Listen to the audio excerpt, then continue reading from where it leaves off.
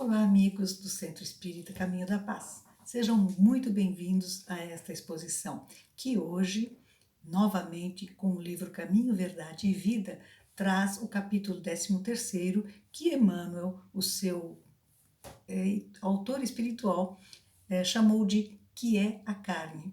E ele se baseia num trecho de Paulo, em sua carta escrita aos Gálatas, por volta de 49 a.C., que diz assim: se vivemos em espírito, andemos em espírito. Está no seu capítulo 5º, versículo 24º. É importante falar primeiro das origens, porque a carta de Paulo aos Gálatas mostra que havia atitudes diferentes na fé ou em algumas ações quando se tratava dos judeus convertidos e dos não-judeus ou gentios convertidos ao cristianismo. Então, Paulo cita, provavelmente pelas questões que havia na época, o que ele chama de concupiscências da carne. Concupiscências são desejos materiais.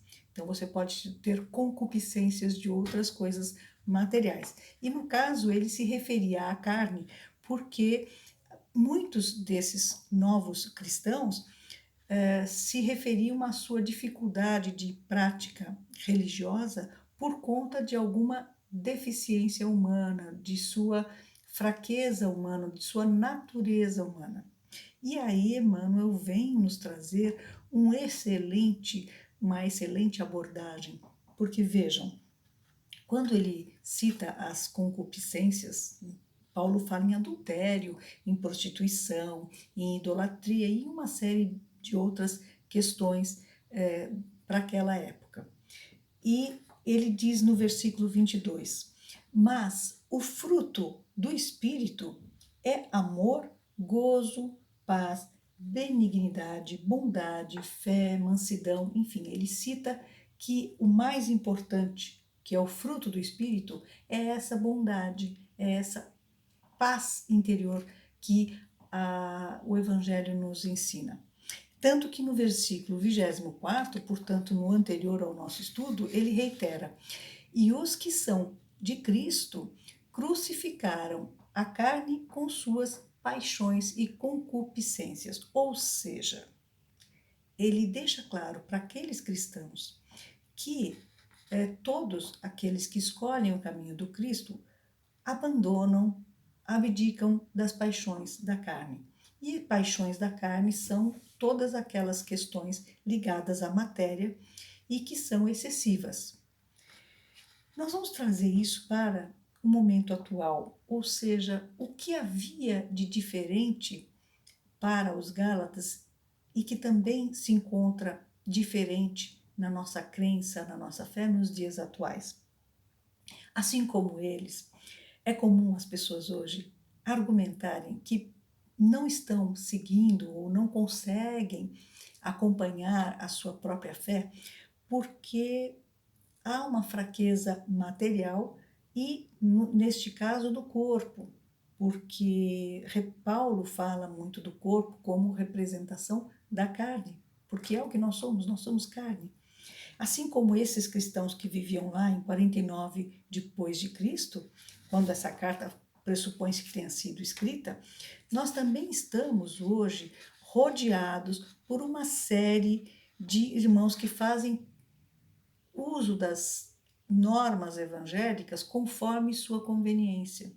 E esse é um dos alertas de Paulo também, porque Paulo lembrou que nós não deveríamos nos desviar da doutrina do Cristo, principalmente em função dessa dicotomia, dessa origem diferente da composição da igreja. Portanto, são valores diferentes que precisam ser respeitados, mas que agora abraçam uma nova referência, que é a referência do Cristo. Ou seja, esta epístola também foi um divisor de águas na medida em que Paulo diz, olha, ok que você tenha a origem na lei mosaica, mas nós estamos falando de uma lei de amor. Portanto, não justifica você adotar ainda algumas práticas que não fazem mais sentido. E isso também, lembrando que o Evangelho não tinha vindo para prejudicar a lei mosaica, mas para fazê-la cumprir dentro dos critérios de amor, de caridade, de bondade, amor ao próximo, que é muito importante. Paulo reitera o amor ao próximo em mais alguns versículos, inclusive. E hoje nós também vivemos essa realidade porque há sempre uma profusão de doutrinas, seitas, enfim, porque em nome de uma lei divina, muitos se apropriam da fé alheia ou do desespero alheio para fazer com que regras sejam adotadas de uma forma não muito convencional. E aí eles ignoram que os atos devem ser baseados na fé, na bondade, na caridade. Toda e qualquer seita que fuja disso não pode falar em nome de evangelho. Mas a principal mensagem de Emmanuel é a reflexão sobre como também nós temos agido hoje em relação à nossa fé.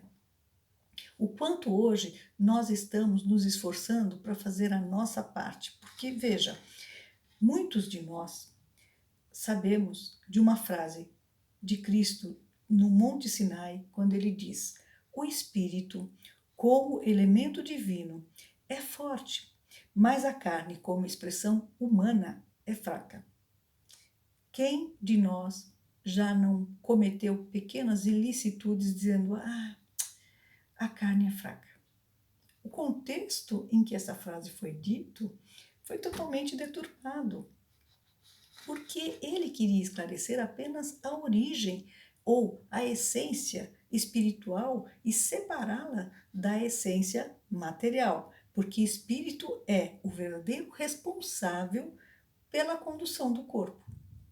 Então, este é o pilar essencial para o estudo de hoje.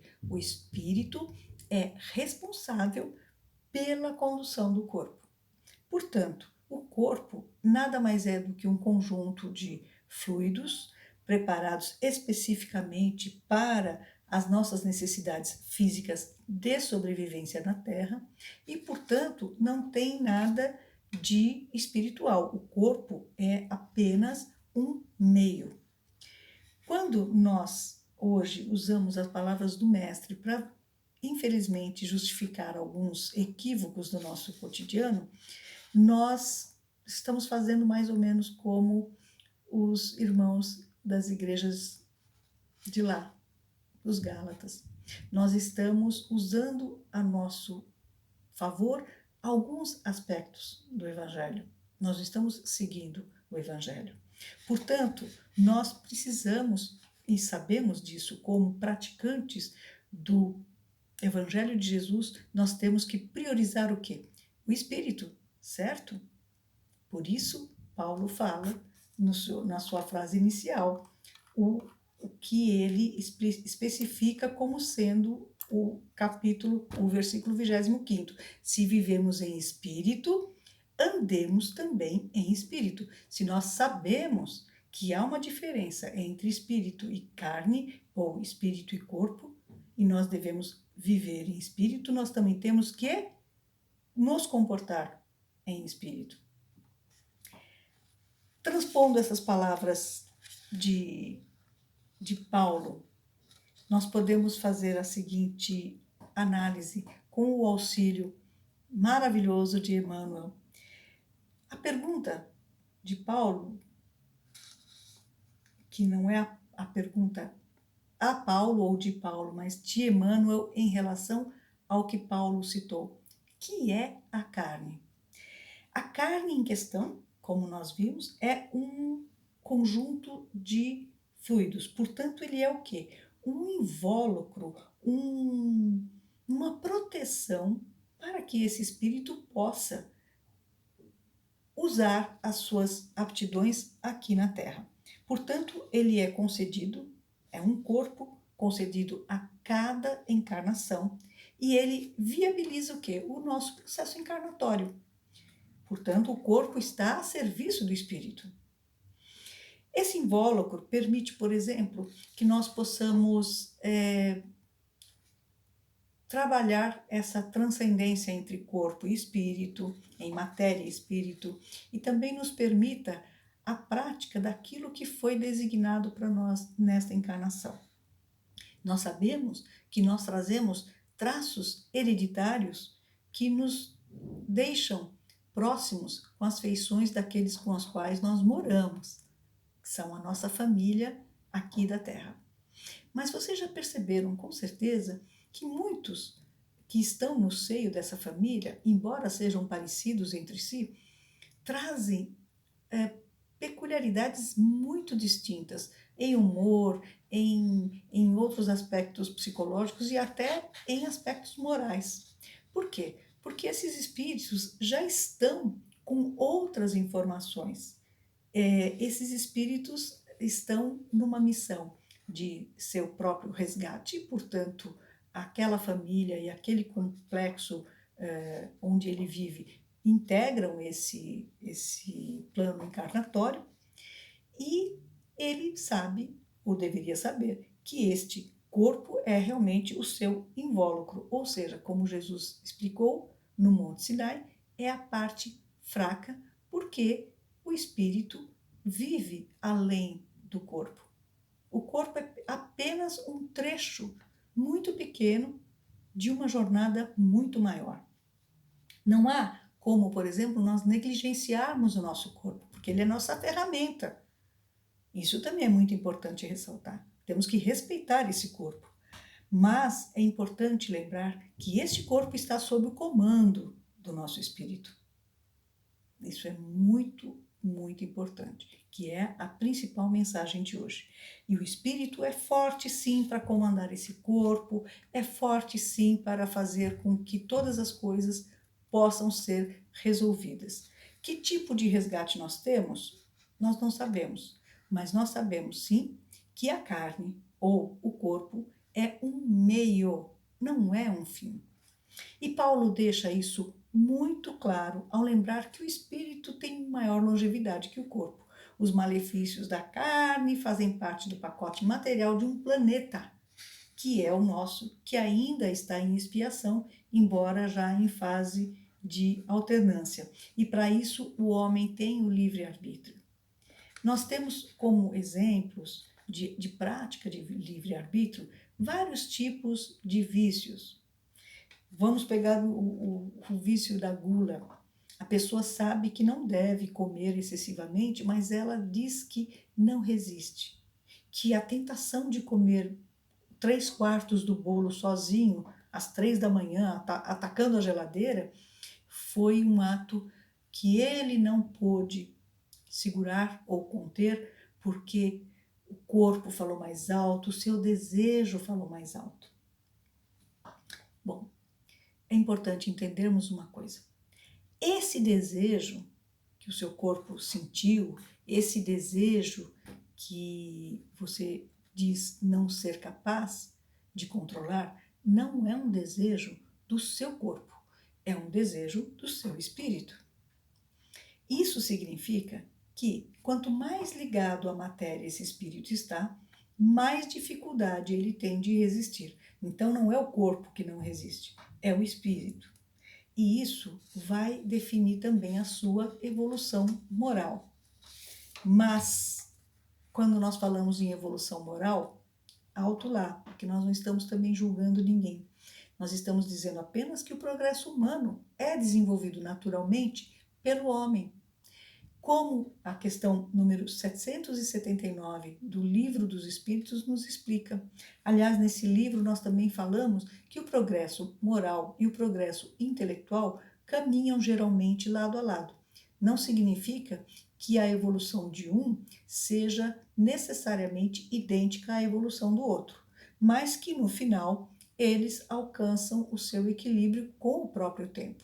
Isso nós vamos ver nas questões de número 365 e 751 do mesmo Livro dos Espíritos.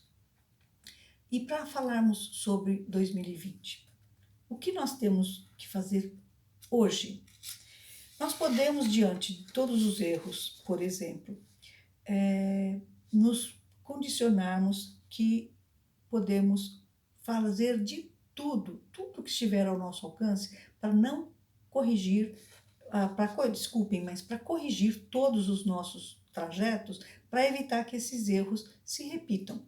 Este é o primeiro passo. Se nós temos, e todos nós temos pequenos vícios, também temos que decidir o quanto nós estamos dispostos a definir uma nova trajetória sem esse vício. Porque se eu decido que eu não quero, a primeira coisa que eu preciso ter claro é que eu posso não só dominar esse vício, como vencer e eliminar da minha vida. Eu, espírito, posso. Será que eu, espírito, quero? Será que eu, espírito, estou preparado? Em algum momento, não importa quantas encarnações sejam necessárias, esse espírito conseguirá. Portanto, se nós estamos agora, em 2020, nesta encarnação, por que não tentar? Por que não vencer e dominar esse vício? E se você tem alguém que tem um vício próximo de você, não julgue também. Apenas se prepare para acolher, porque esta batalha não é uma batalha fácil de travar. O fato de eu estar aqui hoje falando para vocês não significa que seja uma batalha simples. Ninguém disse que é simples. Crescer não é fácil, dói. Evoluir não é fácil, também dói. Esse crescimento é uma coisa interior, que se não vem do seu coração, da sua decisão, fica muito difícil você administrar. Então, nós temos que entender o seguinte: tudo aquilo que passa por nós aqui na Terra, nesta encarnação, tem um efeito cumulativo. Tanto as coisas boas quanto as ruins. Tanto aquilo que você apreende de conhecimento, quanto aquilo que você reúne ou amealha de bens materiais. Em algum momento, nós vamos ser chamados à razão para explicar o que nós fizemos. O que nós fizemos com conhecimento, nós divulgamos, nós compartilhamos. O que nós fizemos com as riquezas todas, também compartilhamos. O que nós fizemos de bom, nós ajudamos as pessoas que precisavam e aquelas que nós poderíamos ter ajudado. Nós praticamos alguma maldade. Tudo isso vai ser colocado numa balança. Aquilo que representa a nossa evolução será acrescido ao nosso patamar evolutivo. Agora, aquilo que nós não fizemos direito, e aqui sem julgamentos, vai fazer com que nós tenhamos uma nova lista de questões pendentes a serem tratadas numa encarnação futura. Então, pensem nessa questão. Os aprendizados, como eu disse, são cumulativos, ou seja, o espírito não retrograda, ele não volta atrás. Ele pode estacionar, estagnar, mas ele não vai voltar atrás. Aquilo que ele conquistou é dele, que bom, e aí ele só precisa melhorar o resto. Então, nós concluímos o seguinte: o corpo é um elemento passivo a serviço do espírito. Nossas escolhas enquanto espírito são arbitrárias, ou seja, eu escolho, eu defino o que eu quero. Por isso chama-se livre-arbítrio. Os chamados pecados da carne, que são faltas, com vários significados que Paulo deu, são o quê? Devidos às nossas condições espirituais sobre o planeta.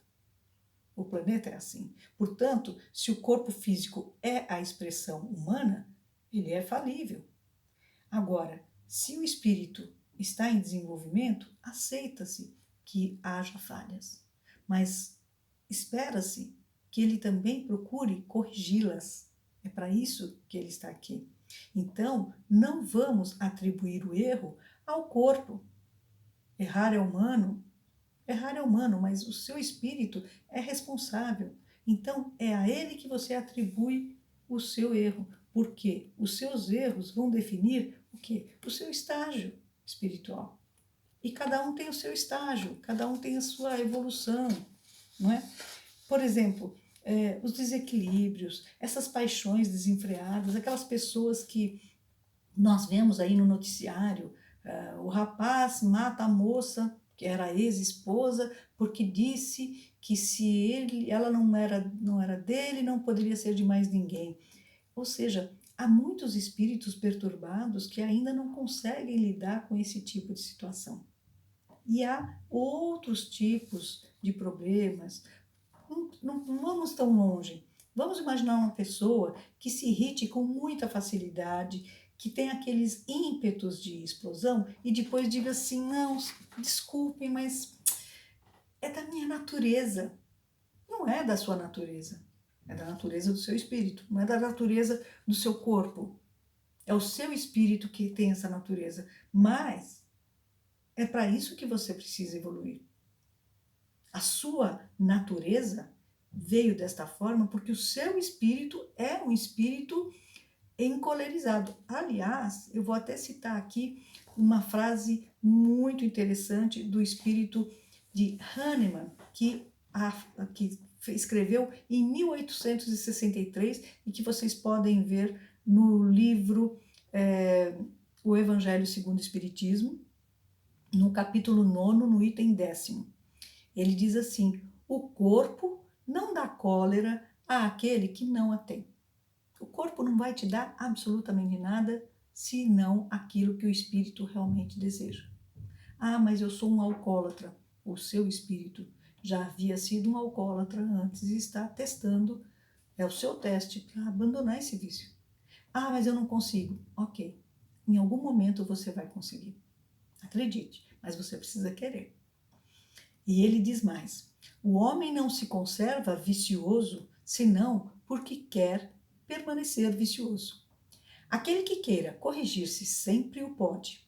De outro modo, não estaria para o homem a lei do progresso. Leiam lá, Hahnemann, no Evangelho segundo o Espiritismo, capítulo 9, o item 10º, que é o último item, inclusive. É muito importante que nós entendamos que o homem tem essa necessidade de autodomínio. Ele precisa compreender que tem e deve exercer essa sua necessidade. Autodomínio é muito importante, porque você precisa despertar em si as suas faculdades de disciplinador, sabe? Ser capaz de renovar a si mesmo.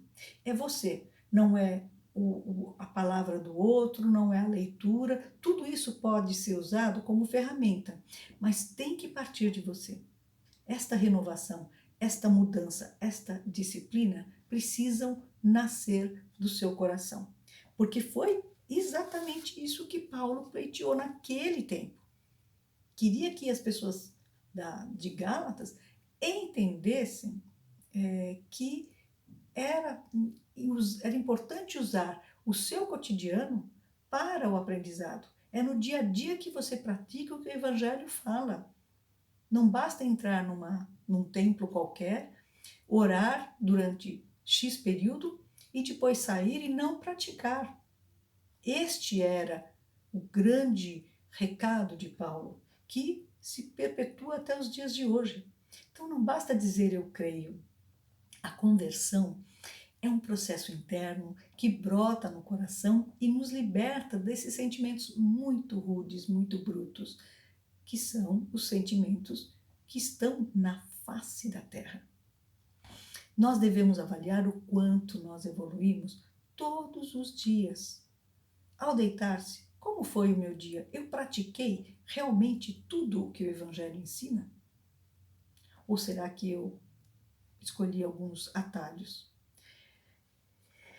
Emmanuel nos conclama, meus queridos, a um trabalho de verdadeira conversão para nós nos habilitarmos ao testemunho de Deus. Essa mudança que nós promoveremos na matéria precisa começar aqui e agora, a partir da consciência que nós temos do Espírito que nós somos. Sois deuses, dizia Jesus. Ou seja, nós somos capazes de tudo aquilo de bom que Jesus nos mostrou. Nós somos capazes de mudar a nossa vida e, com a nossa atitude, mudar as atitudes de todo o planeta. Agradeço. Até a próxima. Fiquem com Deus.